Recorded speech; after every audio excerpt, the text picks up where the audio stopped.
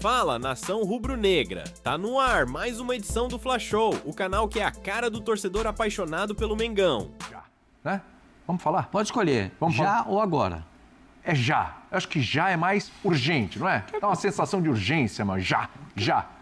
Flamengo venceu 2-0 a LDU. Flamengo fez o que precisava, Vitor Branco. Precisa fazer 2 gols de diferença na LDU para assumir a segunda posição. E lá no final de maio, eu jogo contra o Táchira, que é o saco de pancada da Libertadores, né? Jogando em casa e aí já vai mais tranquilo. Confirma. Né? E confirmar, não é isso? Sim. É como lá na votação, aperta e confirma, não é isso? Foi o que o Flamengo fez ontem, 2-0, e a gente falava ontem no Linha.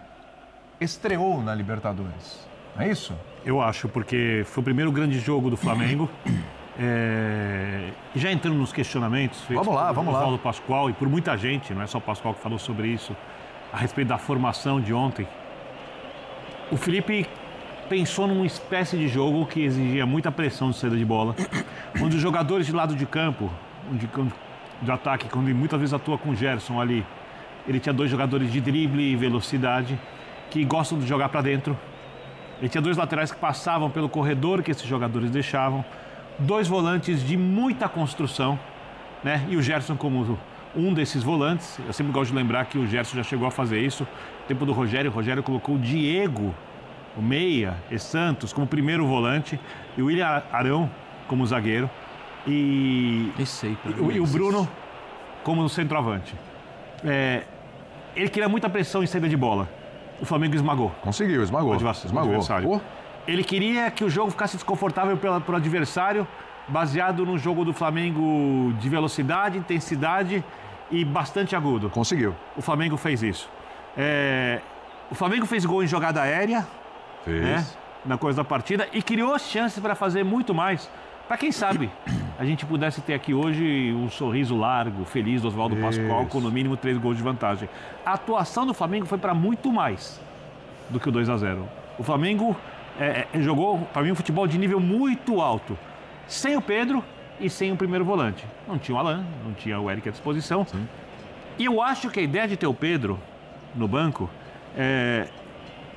tem a ver com a parte física, porque o Pedro talvez não conseguia fazer essa intensidade de início de jogo. Foi o que o Felipe na coletiva. A gente falou isso antes do Felipe falar também ontem, porque eu achava que era por isso, foi o que ele disse. Foi o que ele disse. A segunda questão, quando você tem o Pedro de centroavante no banco, se o jogo não acontece como o técnico quer... Carta na manga. Carta? Que carta, né? Vai você tem a carta pra usar o Zubeldia, vai trucar. Isso, o Zubeldia truca com o Lucas, 17 anos, e o Flamengo truca com o Pedro. Né? Cada um tem o elenco com a sua força nesse momento. Então, como tudo que o treinador pensou funcionou no nível muito alto, né? Como as mudanças deram certo, pontos para o Felipe, e eu não tenho nenhuma vírgula a colocar na atuação do Flamengo de ontem. Eu só tenho a aplaudir. Agora, é óbvio, quando o Pedro estiver em forma e contra outros adversários que ataquem mais o Flamengo e assim por diante, o Gerson vai jogar pelo lado, não vai ter 2 jogadores de velocidade o tempo inteiro, vai ter um primeiro volante, o Pedro vai ser o centroavante. Para o jogo de ontem, de nota 0 a 10, 11 para o Felipe, eu não sei o que a gente pode questionar, Oswaldo Pascoal. O Pascoalzito, eu sei que você vai falar que é com relação ao Pedro.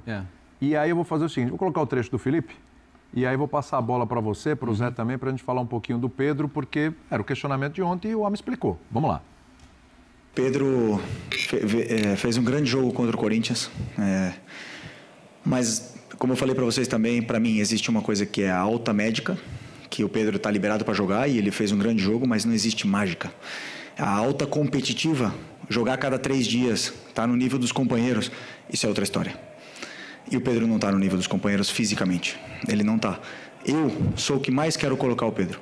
Eu sou o que mais estou desejando o Pedro chegar na sua forma física ideal para jogar com um modelo de jogo que pede, que todos sabem o que eu peço. Né? Para jogar dessa forma, a gente precisa de todo mundo 100%. E o Pedro não está 100% fisicamente. Não está, a gente nota. E depende dele cada dia treinar, cada minuto que ele tiver aproveitar, para ele poder estar no nível dos companheiros e poder ter cada vez mais minutos. Então, eu sei que ele é o melhor, e assim que ele tiver no mesmo nível físico que todos os outros, com certeza ele vai estar no campo porque todo mundo sabe da qualidade do Pedro. Então, o Pascoalzito aqui no começo do programa deu a entender que isso foi um recadinho pro Pedro, está entendendo que talvez o Pedro tenha que se dedicar um pouco mais, talvez não esteja se dedicando tanto quanto deveria. Você entendeu isso? Sério? Foi? Não, eu não acho que seja isso. Não, acho que mas seja você falou dedicação. que foi recado. Eu acho que é um recado aí. Né? Você precisa estar melhor fisicamente para poder ser o titular. Mas até aí, eu imagino que ele está batalhando. Eu não tenho nenhuma informação fora isso de bastidores. Ele também diz, eu sei que ele é o melhor. Sabemos, todos nós. Essa é uma coisa que o Brasil inteiro sabe, né? Que não tem centroavante igual ao Pedro. Não. Agora, se você não der a ele minutos de jogo, não entra em ritmo de jogo. Mas ele teve. Não, ele precisa ter mais minutos. Mas ele está tendo. Mas está tendo. Ele precisa jogar mais. Aí ele vai, jogou contra o Corinthians, teve uma queda. Não foi o que ele falou? Foi. Vai ter, mas se você não der a ele sequência, o Zé está aqui, pode explicar. O jogador se cansa de jogar, quando ele está cansado de jogar. Repouso, alimentação, volta a jogar no outro dia. Volta para jogar. Para ele ir trabalhando no cansaço a recuperação física dele. Eu entendi. Entendeu? Eu tenho uma dúvida com o senhor. Pois não. Você acha que ele tinha que começar o jogo, se sim, no lugar de quem? Bom, o Bruno Henrique não jogou bem. Vocês acham que o Bruno Henrique fez uma partida excelente? Bom jogo. O Michael, para mim, foi abaixo ontem, apesar do esforço todo. Você acha que ele tinha que ter começado o jogo de ontem? O Bruno Henrique e o Michael, eles entraram com a missão de corre em cima deles. Perfeito? O só corre em cima deles, para mim, é muito pouco. Você tem um jogador como o Pedro, que corre em cima deles e faz gol, olha o plus. Gente, não é plus a mais, é só plus. Isso, obrigado. Muito bom. Muito bom. Se você já tem esse plus, para que você quer alguma coisa? O cara corre, marca e faz gol para você. Porque o Pedro não é um centroavante parado. O centroavante que também participa do jogo. Sai para participar. Às vezes até vai buscar a bola onde não deve, no pé do volante, no pé do meio. Não precisa fazer isso. Porque os caras do Flamengo são excepcionais para levar essa bola até ele. Mas eu sei que ele está vindo numa contusão seríssima. Uma contusão seríssima. O Veiga teve uma contusão nem tão... quase assim, né? E o Veiga ainda não tá no grau. O Lucas do São Paulo vai ficar mais 3 meses parado. Está no grau. O Lucas do São Paulo vai ficar mais 3 meses parado. Jogador como o Pedro, o jogador que preocupa zagueiro, o jogador que dá trabalho para a defesa adversária, esse cara tem que estar em campo. Porque a minha ideia de futebol é um pouco diferente do que a gente vê. Eu acho que o bom, o marvado, o jogador de categoria, ele tem que começar o jogo. Sempre? Sempre. Não. Sempre. Não. Por quê? Não. Porque o de categoria, o zagueiro não dorme. Bom, vou dormir marcar o Pedro. Eu vou ter que correr atrás do Arrascaeta. Eu vou ter que correr atrás do Lucas. Nossa Senhora, é o Estevão que eu vou marcar. Jesus! Será que eu vou ter que marcar Yuri Alberto? Entendeu? Esses caras... Então o Felipe errou. Não, mas aí ele tinha que marcar... Os caras tinham que marcar 6 jogadores. Gerson de la Cruz, Arrascaeta, Luiz Araújo, Michael e Bruno Henrique. Ainda os laterais, não tá bom? Não, esses caras... Não, todos sabem jogar. O Vitor Birner, time. Esses caras entraram com a proposta de marcar a saída de bola. O Flamengo fez uma marcação impecável. E isso foi o principal do time no jogo de ontem. Sim. O principal motivo da vitória, impecável. A marcação feita na frente. O Palmeiras fez 25 minutos, perfeito? O Flamengo fez o tempo todo. No finalzinho também não, porque... É que o Flamengo... Nós deu uma riada na mochila. O Palmeiras já está classificado. Não, com 11 minutos o Palmeiras... O Flamengo está com água aqui, ó. 11 minutos o Palmeiras já tinha definido o placar. E aí o que o Palmeiras fizesse era lucro, perfeito? Sim. O Palmeiras já tinha... 11 minutos já estava definido o placar. 2-0 e um abraço para o Gaiteiro. Estava ali, tranquilão. No que diz respeito do outro lado do Flamengo, o Flamengo precisava de gols. Né? Fez 2. Poderia, com a atuação que teve, fazer a atuação do Flamengo. E aí eu concordo com o professor Vitor Ernesto, porque o Flamengo jogou para fazer 5-6. Tentou, uma bola atravessa na área, a outra que vem aqui, o cara que bate para cima, o outro que cabeceia a bola. No... Teve um monte de perspectivas de lance positivo para o Flamengo. Mas é que eu não sei porque, se eu penso o Pedro diferente para o futebol, a minha visão do Pedro é uma visão diferente dos outros sobre o futebol, porque o Pedro não é um jogador comum. Não é um centroavante comum. Mas a questão foi física. Eu sei, mas bota pra jogar 45 inicial, faz 2 pra você, acaba o jogo. Ele entra na parte final, já tá aquele murundum, tá aquele bolo. Tá aquele o quê, por favor? Aquele o quê? Gostei. Murundum. Murundum, gostei. Tá aquele murundum em campo, ninguém tá sabendo pra que lado vai. Aí o time, por acaso, porque sempre existe essa possibilidade, não consegue desenvolver o jogo que o técnico pensa, como fez ontem, que desenvolveu, mas não consegue. Isso acontece com o futebol. Né? O Flamengo não entrou, por exemplo, contra o Central Córdoba para perder. E acontece. Né? Ou porque falta mobilização. Você vai jogar contra o Central Córdoba e entrar molinho para jogar. Perfeito. Então, entrar molinho. Entra sério para jogar, na real, para ver se o Flamengo não faz 5, 6 no Poçante Central Córdoba. Só que o técnico não tem controle sobre isso. E você precisa mudar o jogo. O Pedro não está em forma. Você não acha que tem lógica deixar o Pedro no segundo tempo? Eu acho que o Felipe tinha coisas, dados fisiológicos, alguma coisa de parte física, porque ele jogou contra o Córdoba, não jogou contra o Bahia, não jogou nos últimos 2 jogos e ontem também não, né? Se eu não me engano, que eu estava olhando aqui, ele entrou 81 minutos. Ele jogou pouco. Jogou pouco assim, com o acréscimo ele jogou perto de 15 minutos. Isso. Eu acho que... Eu achei o Felipe muito claro, assim, ele falou, ele não tem... Eu achei o Felipe muito convicto do que ele estava falando. Eu acho isso, eu acho que o Felipe deve ter alguns dados físicos, da parte física do Pedro em relação a isso. Parte também a questão da intensidade que ele precisava do jogo de ontem, aí o Bino aí. Parte também a questão da intensidade que ele precisava do jogo de ontem, aí o Bino aí. O grande questionamento sobre o Flamengo. Esse Flamengo não entrou ainda para jogar, esse Flamengo não entrou ainda para jogar. Eu acho que ontem era o seguinte, o que pensou o Felipe? Eu entro, coloco 45 minutos, 40, 50 minutos, um time forte, pegado, caramba, decido o jogo e depois eu dou um pouco mais de tranquilidade para o Pedro. Eu, particularmente, penso, como o Pascoal, em relação, se eu tenho o melhor jogador, eu coloco para jogar. Coloco para jogar, porque aí você inverte preocupação. A preocupação dos jogadores... E tira ele depois. É outra. Faz o tal do controle de carga, começando com ele. E tiraria depois.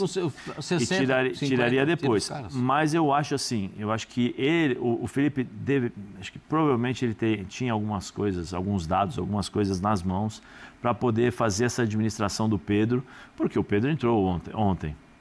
Entrou, o jogo já estava um pouco mais tranquilo, já estava definido e tal. E o Pedro tem uma outra característica. Às vezes, ele não é tão... Ele tenta ser participativo na questão física, de ajudar na marcação e tal, só que, assim, normalmente ele não consegue ter as mesmas características que tem Bruno, o Luiz e o Michael, nesse especificamente aspecto. Ontem, vocês acham que o time melhorou quando ele entrou? Não, Não, mas ali naquela parte final não estava nem melhor nem pior. O Flamengo já tinha tirado o pé. Ele entrou na parte que o Flamengo estava largando. Mas aí entra uma coisa que eu iria falar nesse sentido. Eu vou trocar, como o Felipe falou, né? Vou trocar, que eu acho que esse foi a planificação dele. Defino a partida e coloco o Pedro um pouco mais tranquilo para ele poder... Não vou precisar tanto dessa questão de parte física. Aí é a questão do equilíbrio com os outros jogadores. De você encontrar o equilíbrio necessário. Quando você tem Pulgar e De La Cruz, solta Arrascaeta e solta Gerson, você fica lá tranquilo. Ontem não tinha isso. Ontem era o Gerson, era o De La Cruz, né? Ele segurou o Gerson. Gerson e o De La Cruz trocando um primeiro, hora um, hora vai outro. Vai para lá, vai para cá e tal. E aí você vê, quando o Pedro entra, o time já começou a ficar um pouco mais espaçado. Que é uma coisa natural pelas características do jogo e pela definição do jogo. Eu acho que o Felipe pensou nisso. Mas normalmente, naturalmente, quando o Pedro encontrar esse ritmo e essa intensidade durante 90 minutos, eu acho que o Pedro vai ser titular. Eu acho que foi um caso específico, uma necessidade específica, porque o Flamengo precisava ganhar. O Flamengo precisava se reafirmar e colocar um ponto ali, ó. Peraí, tá todo mundo duvidando, mas eu tô aqui. Entendeu? Porque os 2 jogos contra o Central Córdoba fizeram, como diria o nosso saudoso Avalon, né? Interrogação. O que aconteceu com o Flamengo? Porque no Rio, aí é o erro de planejamento, entre aspas, porque o planejamento já deixou, o BAP já deixou muito claro, e no jogo do Rio ficou muito claro que o Campeonato Brasileiro é a prioridade do Flamengo. Você me deu um gancho aí agora. Aí ele tira os 3 principais jogadores naquele momento, que era o Gerson, Pulgar, e tinha um outro jogador que ele tirou também, eu não lembro agora, são 3 jogadores importantes naquele instante, naquele momento do Flamengo. Não, é o Central Córdoba, eu lembro, torcida enchendo o estádio, todo mundo achando que ia ter uma goleada e tal. Perderam. Vamos lá contra o Central Córdoba, de novo, lá na Argentina. Não, nós vamos jogar, vamos ganhar, vamos dar resposta àquilo que aconteceu no Maracanã. Todos nós vimos o que aconteceu. Né? Teve dificuldade. Então, ontem era porque o LDU também é um time forte. A LDU é um time forte. Você pode falar assim, entre Central Córdoba e LDU, no sorteio. Pô, LDU vai ser mais o time... embaçado, é claro. LDU vai ser o time que o Flamengo vai brigar. E ontem foi o recado. Quem é o líder do grupo? Assim, então, o líder do grupo é o Central Córdoba, que tem 11 pontos. O negócio é o seguinte, você falou aí de prioridades no Flamengo. Então, peraí, agora deu um controle de carga, tão bonito falar isso. O controle de carga no Pedro foi dado agora mudou o nome, na Libertadores. Agora é o controle de carga. Aí eu pergunto, teremos novamente o controle de carga contra o Botafogo? É brasileiro agora, hein? Vamos ouvir o Felipe Luiz sobre esse confronto aí do final de semana. Controle de carga. Bonito, né? Vai ser um grande jogo, um jogo duríssimo, dificilíssimo. Eles têm um dia mais de descanso, né? Mas que não serve como desculpa. Agora nós temos que ligar a maquinária o mais rápido possível da recuperação, que esses jogadores possam se recuperar e possam chegar bem nesse jogo de domingo, né? Claro que os jogadores mais jovens se recuperam mais rápido, os jogadores com mais idade, com mais de 30 já vão ter uma certa dificuldade, mas tenho certeza que nós vamos chegar bem no jogo. Essa é uma preocupação. Eu também acho que é que eu penso diferente, né? Se os dois fazem o clássico no final de semana, os dois deveriam jogar no... É que eu penso diferente, né? Se os dois fazem o clássico no final de semana, os dois deveriam jogar no meio de semana, né? Tudo bem que a situação do Flamengo está resolvida, do Botafogo também está bem encaminhada, né? Copa do Brasil, né? Foram tantos jogos, o Botafogo está mega encaminhado, o Botafogo goleou. Então, assim, está bem encaminhada a situação, né? Então, eu acho que dá para jogar a Vera no Brasileiro e dar uma poupada no meio de semana na Copa do Brasil. O time jogou ontem, quinta. Tá. Hoje o pessoal faz aquele treino o regenerativo, né, José? Sim. Para recuperar. Massagem e tal, faz dar uma piscina e tal, aquele negócio todo, aquela banheira de gelo, que é legal. Isso é espetacular, né? Uma invenção russa. Entra nela para você ver como é gostoso. Eu fiz isso no Figueirense. Você entrou? Com o Dr. Paruker, o médico do Figueirense naquela época, nós já fazíamos essa imersão no gelo. É uma ideia que eu de uma leitura que eu levei para um professor da Universidade lá de Santa Catarina e que o Dr. Paruker, que era professor, nosso médico professor da universidade, adotou depois dos treinos. Na primeira vez que a gente botou gelo na banheira, eram 2 banheiras com gelo. Sabe quantos jogadores entraram? Nenhum. 3. 3. Os 3 que entraram na banheira, no outro jogo, cadê o gelo? Por que vocês não botaram o gelo hoje aqui? Aí botamos o gelo de novo. Aí entraram uns 10, 12. No terceiro jogo, todos entraram. Porque a banheira de gelo, ela recupera a microlesão. Para ter uma lesão, para ter uma lesão complexa, você tem que ter a microlesão, é a pequena lesão. Para ela não se alastrar, o gelo, ele contrai e você contrai a microlesão. Vasoconstrição. Entendeu? Por isso que os atletas russos eram colocados em tinas de gelo, só o pescoço para fora. Ele entrava inteirinho na tina de gelo. Que beleza. Para fazer a recuperação pós-treinamento, pós-atividade. Era só ficar de cueca e sair. Então a gente pode dizer hoje em dia que assim, o Luxemburgo trouxe a caixa de areia e você trouxe a banheira de gelo. Não, eu não trouxe nada. Eu não trouxe nada, isso já existia. Os russos já faziam isso. Joguei na Rússia, já faziam isso. Aqui no Brasil já tinha isso, banheiro de gelo. Isso já tinha... Importou ideia. Você importou ideia. Não, a gente colocou em discussão no Figueirense para poder recuperar os jogadores. Fala, nação rubro-negra. Flamengo tem melhor ataque e defesa em 2025 entre clubes da Série A do Brasileirão. O Flamengo reencontrou o caminho das vitórias na Libertadores nessa quinta-feira. Após derrotar a LDU por 2-0, o time de Felipe Luiz inclusive não foi vazado novamente, chegando ao quarto jogo nas últimas 6 partidas sem sofrer gols. Não à toa, o mais querido possui a melhor defesa e o ataque mais goleador em 2025 entre os clubes da Série A do Brasileirão. Até o momento, o Flamengo marcou 56 gols na temporada 2025, sendo o melhor ataque entre os clubes do Brasileirão Série A.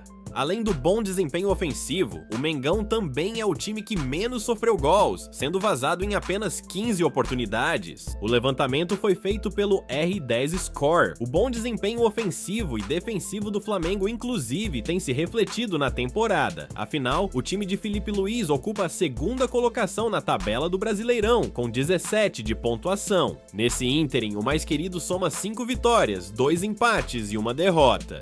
Além disso, o rubro-negro está a 2 pontos de distância do Palmeiras, líder do campeonato. Já na Libertadores, a situação rubro-negra é um pouco mais delicada. Isso porque, com a vitória por 2-0 sobre a LDU nessa quinta-feira, o Flamengo assumiu a 2ª posição no grupo C, chegando aos 8 pontos. Apesar de estar empatado em pontuação com a equipe equatoriana, o time de Felipe Luiz leva a melhor no saldo de gols. Líder da chave, o central Córdoba soma 11. Enquanto o Táchira é o lanterna, ainda zerado no torneio. O Flamengo, agora, volta a campo no próximo domingo para enfrentar o Botafogo pela 9ª rodada do Campeonato Brasileiro. A partida acontece às 18h30, horário de Brasília, no Maracanã.